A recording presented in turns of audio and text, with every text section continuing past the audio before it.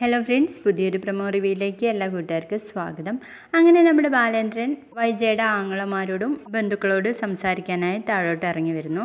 അപ്പോൾ ശിവശങ്കർ ചോദിക്കുന്നുണ്ട്, എന്തടിസ്ഥാനത്തിലാണ് അലീനയെ ദത്തുപുത്രിയായിട്ട് പ്രഖ്യാപിച്ചത് എന്ന് ചോദിക്കുമ്പോൾ അവൾക്ക് എൻ്റെ മകളാകാനുള്ള എല്ലാ യോഗ്യതയുണ്ട്, അതുകൊണ്ടാണ് ആ സ്ഥാനം അവൾക്ക് തന്നെ കൊടുത്തത്. ഏതോ ഒരു പുരുഷന്റെ മകളാണ് അവൾ. എന്നിട്ട് വൈജയെ നോക്കിയിട്ട് പറയും, ഏതോ ഒരു വഞ്ചകിയായിട്ടുള്ള സ്ത്രീ പ്രസവിച്ച കുട്ടി എന്ന് പറഞ്ഞ് നമ്മുടെ ബാലേന്ദ്രൻ രോഹിത്തിനോട് എന്തോന്ന് ചോദിക്കുന്നുണ്ട്. അപ്പൊ രോഹിത് പറയും, എൻ്റെ അമ്മയുടെ സന്തോഷം തന്നെയാണ് എനിക്ക് വലുത് എന്ന് പറയുന്നുണ്ട് കേട്ടോ.